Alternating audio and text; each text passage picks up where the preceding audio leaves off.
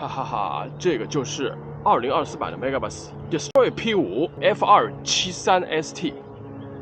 物语キリサメ。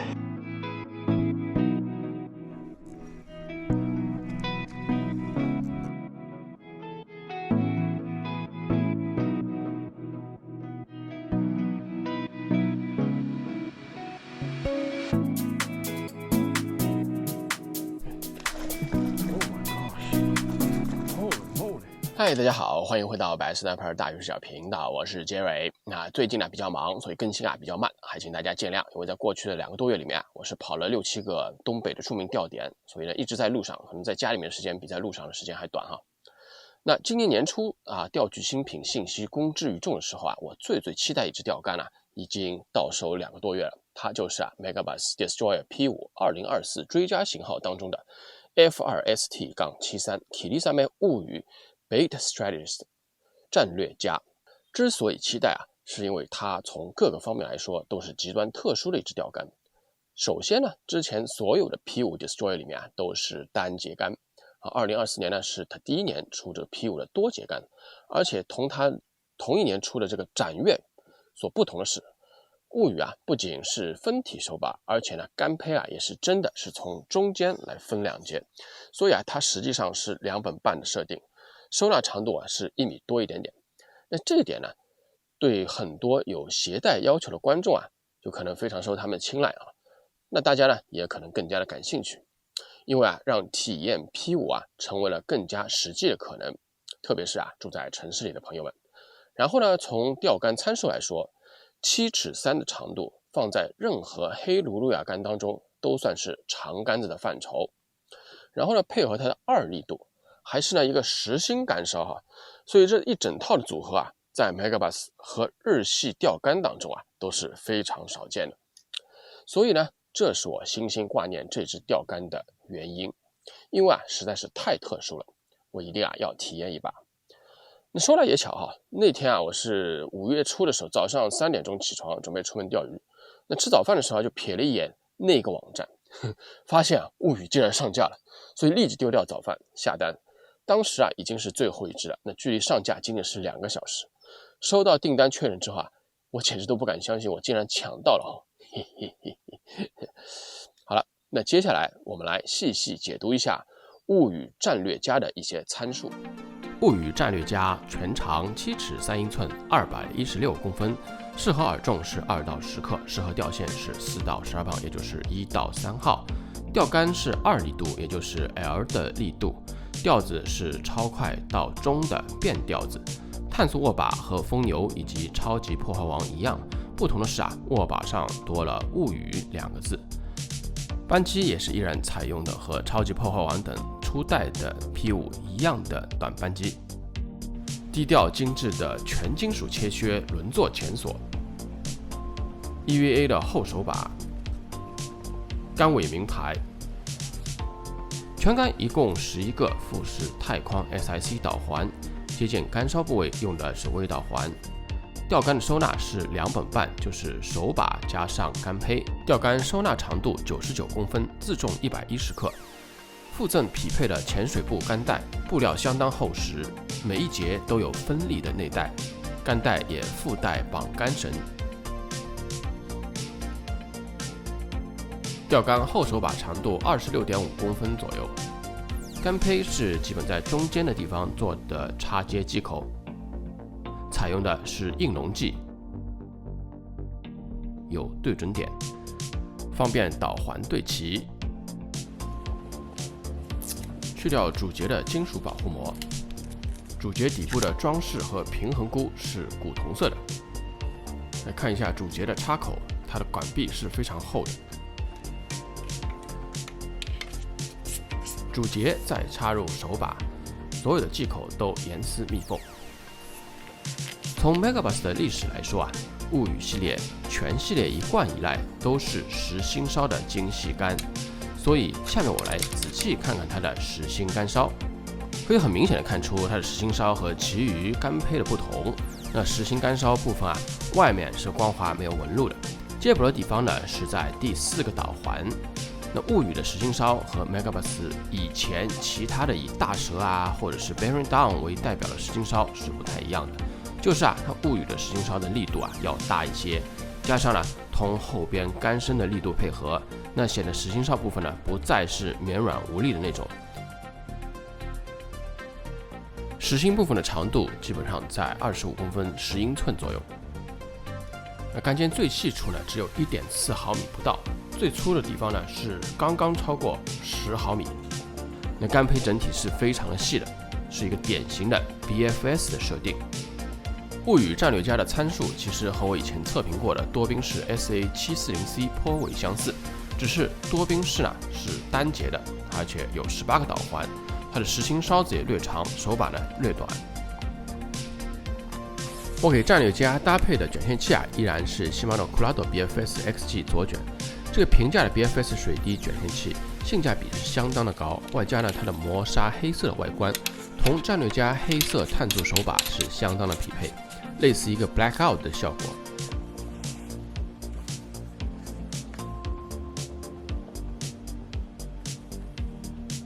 装配卷线器之后整套钓竿的平衡点在轮座前锁的位置，相当的靠后，握持舒适。卷线器上的是2号8磅的碳线透鳞。那参数和搭配介绍完毕，下面就请跟我到水上实钓体验24版的物语战略家吧。我第一次看到今年的物语战略家更新之后首先想到的就是用来作为专门的螺旋 Neko 的主打 Zoom 4.5 寸的 Finesse Worm 加上32分之1盎司的插铅，基本上就是4到5克的总体自重，然后配合2号碳线是我最常用的螺旋 Neko 组合，也是物语战略家过去3个多月里面用最多的钓组。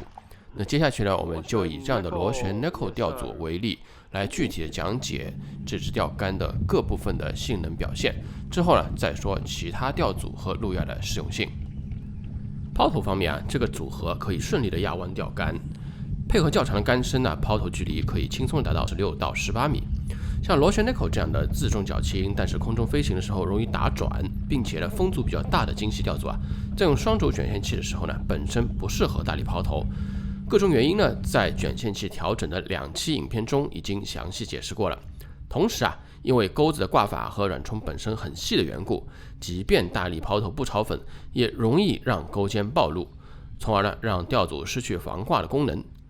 另一方面现在的鱼压力越来越大，很多时候船靠得稍微近一些，反应就很警觉，甚至不开口。因此对精细钓组远投是越来越有要求了。那经过过去3个多月的使用我发现物语战略家钓竿长度、力度和钓性的匹配在我需要将螺旋 Neko 钓组送到15米以外的时候我只需要留大约2到3尺的鱼线，然后用单手的侧手回旋，采用中低力度回旋送出，就可以在保持船距离不太近的同时又精准的打点。因为不需要发力，所以也不容易暴露钩尖。当然了，如果不需要精准打点的话，你可以加更多的力，或者留更长的鱼线，这样子距离还可以更远。现在镜头当中钓清水、浅水、小嘴、铲床就是很好的例证。铲床钓需要精准打点，但是这边的鱼压力都非常的不小，船靠近多一点它们就会离开铲床，所以基本上是船停在15米开外，把螺旋 Neko 精准的送到铲床当中，配合 Neko 的威力，基本立竿见影。同样的鱼如果船因为抛投原因需要靠近，那么鱼要么就离巢，要么就是谨慎不开口，需要反复逗引。那一条鱼花3倍5倍的时间，这样一天下来两者钓果的差异就会非常的明显了。看到它那个影子很远的那个很好玩，这个就像打猎一样的，这个就像打猎一样的。又是一只螺旋 Neko 的。控饵方面光水小阻力的时候螺旋 Neko 当然是没有任何问题了。在草区障碍的地方草不是太长太密的情况下，钓组拉过草尖、拉脱草尖这些动作都是可以做成的。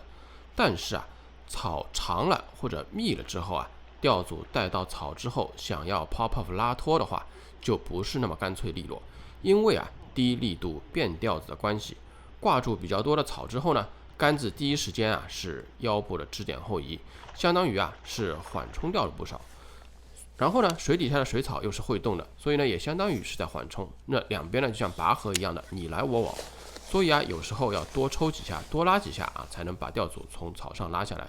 不过呢，好在一般螺旋 Neko 啊不比这个类的松线小跳，不需要小幅度、高速度的抽干，而是呢只需要提离水底再下沉就好。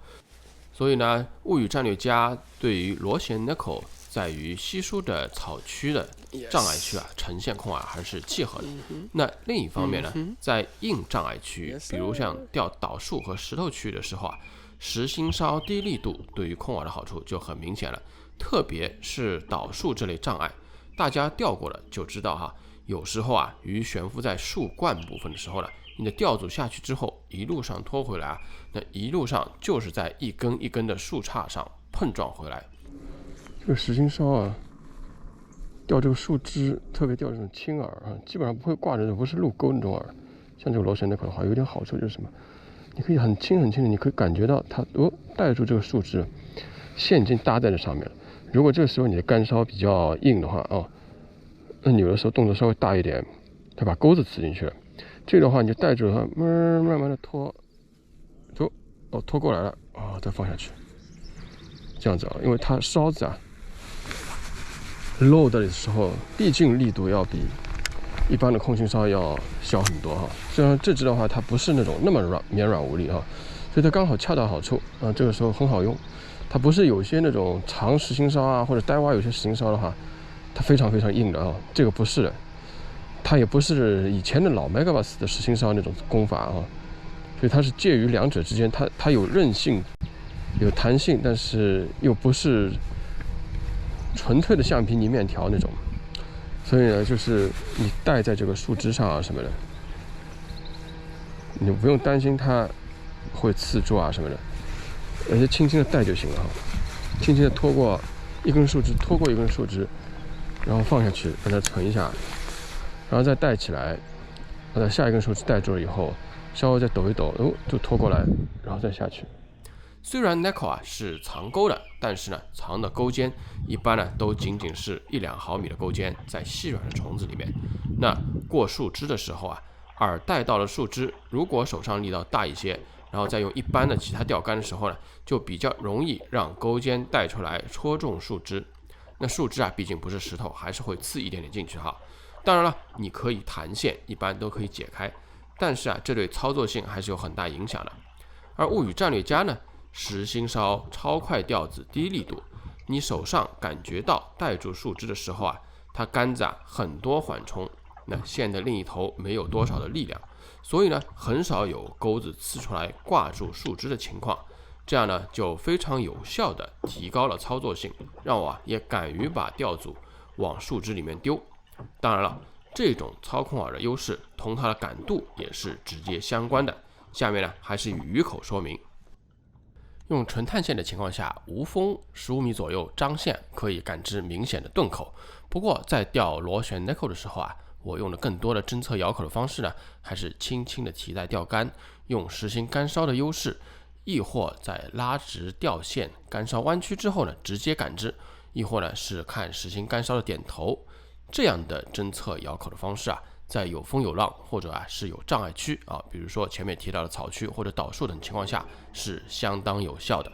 而且因为实心烧的关系啊，即使鱼口龟毛容易吐饵，但是实心烧呢，配合2力度的后伸啊，你提竿的时候啊，不会给钓线另一头施加大幅度的位移或者是拉力，不用担心随时把饵从鱼嘴里拉出来，鱼呢也不容易因为尾合港而吐饵。然后呢，感知底部组成方面呢，石头啊、木头啊、草的区分呢，在用碳线和前头钩啊，或者是倒钓这类坠子部分直接触底的钓组的时候呢，也是绝对清晰的。刺鱼方面啊，因为实心烧和低力度的关系啊，这支杆子是绝对不适合松线情况下暴力猛刺的。路钩的钓组，比方说路钩的精细小蛹，那刺鱼呢只需要带紧钓竿就好了。到钓啊 Neko 的时候呢，近距离情况下，我发现呢，用中等力度的转腰带刺，或者呢是远距离的时候在确定鱼口之后稍微等一下，甚至有时候是让鱼把钓线拉紧，这时候再转腰啊，或者用比较大幅度的非暴力的提带钓竿的刺鱼啊，有一点点类似于卡兰纳钓组远距离刺鱼时候的操作。那这样呢，刺鱼的成功率会非常高。但必须说明的是啊，物语战略家这样的精细钓竿，因为低力度和变调子同时作用，刺鱼成功的关键呢，除了钓手动作，很大程度上也取决于钓组搭配，特别是钓钩的选用上。粗骨的钩子或者长钩，而且需要刺穿厚实软饵的钓组，比方的 Cover Scad 这样的软饵来配合曲柄钩，搭配成德州或者是自由钓组的，都是不太适合的情况。那像鹿钩、细钩条、匹配纤细软饵等钩子贯通能力比较强的钓组搭配呢，是有利于刺鱼的情况。钓鱼的时候呢，经常检查，保持钩尖锋利也是非常的重要的，特别是在使用像物语战略家这样的 BFS 低力度钓竿的时候。那么2力度的 BFS 竿子搏鱼的时候，会不会感觉力不从心呢？我们继续看实钓。首先呢，不管光水还是障碍啊，中鱼之后，物语战略家的竿腰都是迅速的指点后移，拜它的变调子设计所赐啊。首先反映到钓手手里的感受啊，就一个字：爽；2个字啊，舒服。搏鱼的手感绝对一流。小鲈小小，力气真是挺大的。现在这个鱼啊，我放在这个杆子上玩，有点放大作用。这点啊，对于出钓次数不多，或者呢鱼体普遍不是很大的钓友啊，可能会非常有吸引力。有难得钓几条鱼呢，是不是享受中鱼的过程，特别是遛鱼的过程，是非常关键的呢？物语战略家啊，因为杆子长又是低力度，就有一定程度放大手感的作用，那遛鱼的趣味性啊，自然就很强了。然后呢，光水里面搏鱼啊，不管是大嘴还是勇力强劲的大湖小嘴啊，物语战略家都可以沉稳的驾驭。在8磅碳线的加持下呢，2力度的竿腰表现啊，和 Loomis 的 Bronzeback GRX 2力度的直柄竿呢是比较类似的。那腰力啊，绝对不会像某些游饵的钓竿那样，3到4磅的鱼啊需要拉老半天。而在水草类的障碍区域呢，水草不是很长很密的春天呢，鱼也可以轻松的驾驭。在导数区域呢，这种地方一般来说呢，我是会用 MH 或者是以上力度的钓竿，以求啊第一把就能够把鱼顶出来。但是在今年春天水温不是很高的时候啊，用物语战略家比较大幅度的顶鱼，也是可以成功的将鱼从导数标点上拉上来的。在树里面悬浮在里面 Kilisa 妹，那刚才那条那个导树里面拉出来的哈。一开始的时候鱼鳍上有这个线磨在那个树枝上，感觉到。还有呢，杆子长，然后呢，它腰力也不是那种面条杆哈，所以说还是能够把它拉出来的。嘿嘿嘿。当然。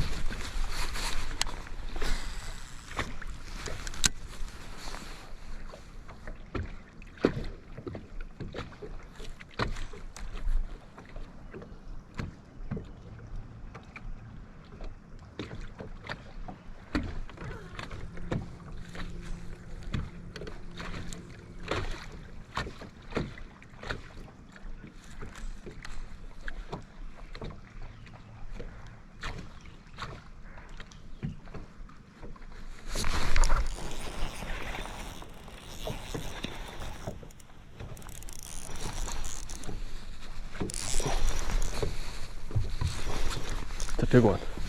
Oh gosh, that's a good one. That's a good one. Oh, smallmouth. It's a good smallmouth. 比如这条大号的小嘴啊，就是在导数外面8到9尺地方悬浮，然后呢，我拿螺旋的口下去啊，接口了。应该说啊，是很好的展现了战略家长竿身和支点后移的优良设计。我操！物语发飙了 ！Kilisa 妹！在应对导数边大鱼的时候啊，可以很明显的看到它的腰部的支点后移，不仅在需要的时候啊，有让更多腰部渐进式的去参与搏鱼，发挥它的力量，同时呢，它的腰部参与呢，也不是其他非变调的杆子那种的硬式介入。鱼跳的时候呢，这个细又韧的腰啊，就和皮筋一样保持钩子和线的绷紧力度适中。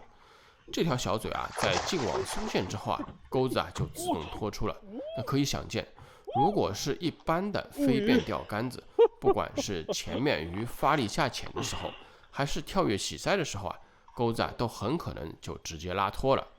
从这条5磅4的产前小嘴开始啊，我算是真正体会到了物语战略家独特的长杆身变调低力度设计的绝配了。它在精细调组做调，比如像螺旋 Neko 这样的实调应用当中啊，说服力啊真是满满的。你看这个挂的这个嘴角，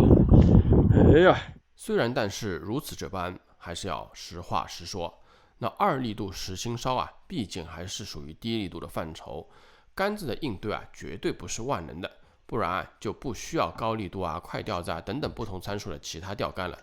那什么时候物语战略家不适用呢？水温高了之后，水草密了之后，鱼的涌力涌速啊和春天低水温的时候啊，完全就是两码事。加上呢又高又密的水草，因为配合的是比较细的线和 BFS 的卷线器啊，所以很多时候呢刹车调的也不高，也不能锁死，所以鱼一个猛冲呢，然后卷线器啊自动出现，让鱼得逞啊就到水草底下钻着。那这样呢，单靠拉杆子啊就很难拉出来了。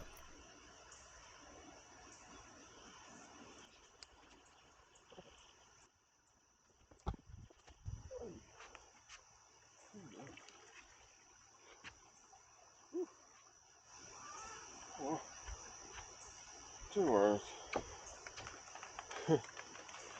这就是我说的，这支杆子的话，如果草很厚的话，就很难弄哈。这鱼刚才钻到那么多草里面去了，小家伙。又或者啊，在高水温石头区啊，遇到大家伙往石头边猛冲，同样因为卷线器刹车力和钓竿低力度的关系啊，鱼拉不回头也控制不住，那几秒钟内啊就让它冲到乱石头里面去，就切了线了。那这条目测6磅级的大嘴，如果在春天水温低个6、7度的时候呢，应该还是可以拿上来的。当然了，这个也同卷线器和钓线搭配是有很大关系的。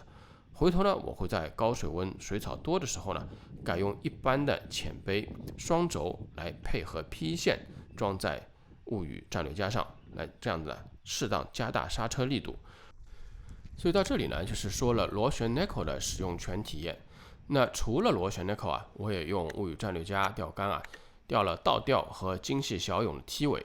那这两种呢，用起来啊，不管是从抛头还是控饵，还是感知咬口和刺鱼啊，也都是相当不错的。只是抛头的时候呢，倒钓我最多是用到7克的坠子，小泳啊，我最多用到3.5克。因为呢，用小泳的时候啊，我有的时候会过顶发力抛头，那再重一些的饵呢，感觉是有一点点的过载，特别是因为这个考虑实心干烧的缘故。那低到1.8克重的铅头我也用了哈，那抛头呢倒是没有任何的问题。然后倒钓呢，因为我是习惯侧手回旋比较多啊，所以呢几乎从来不是用过顶抛头了，所以呢7克从下往上出去也没有太大的问题。那还有一点啊，就是螺旋 Neko 和倒钓啊，这两个啊都是比较容易让钓线打卷的钓组，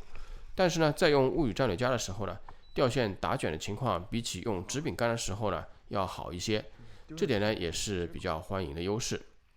当然了，这两个钓组在钓铲床的时候啊，在需要快速把饵丢回铲床的这种情况下呢，拜双轴卷线器的优势啊，这个 pitching down 抛啊，比用直柄的时候啊要方便快捷的多了。那这也是用 BFS 钓竿相比直柄的优势之一。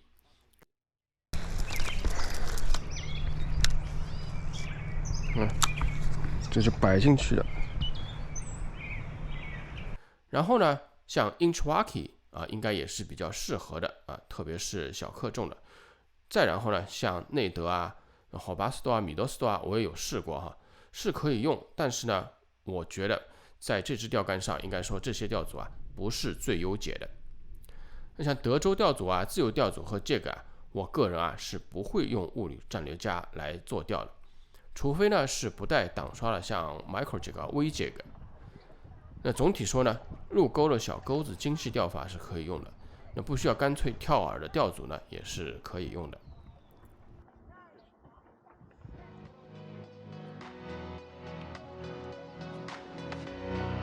好了，这就是今天给大家奉上的2024版 Megabass P5 Destroyer FRST-73X Kirisame Bait Strategist 物语的枪柄战略家的一个初步的印象记。到现在为止呢，我大约是钓了100多条鱼哈，那就是钓竿。最舒服的，我想还是用它来钓这个螺旋的口啊。那它这个杆子的话，变调还是非常明显。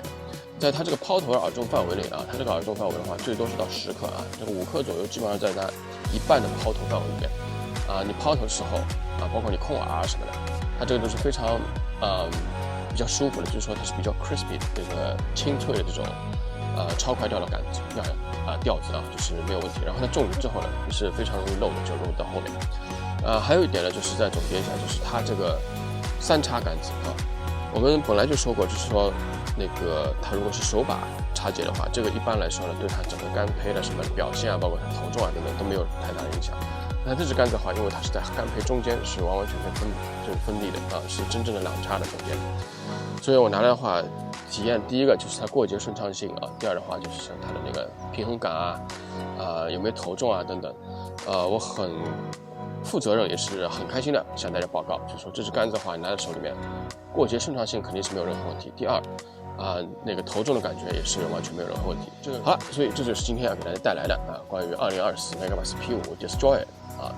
Kirisame Bait Strategist 这个物语的枪柄战略家FRST-73X 的这么一支3叉杆的初步印象100多条鱼之后我是非常喜欢的那还是非常期待继续用这支钓竿来再创佳绩。OK， 那等过一段时间以后，1个钓季或者是1个半钓季，1年左右，再跟大家回来报告它长时间之后它耐久性它做工的一个细节部分有没有吃得住这个风吹日晒雨淋等等等等。好，那今天的分享就到这边。如果你喜欢我的频道，请一定记得点关注不迷路。大鱼奇缘，我们下次再见，拜拜。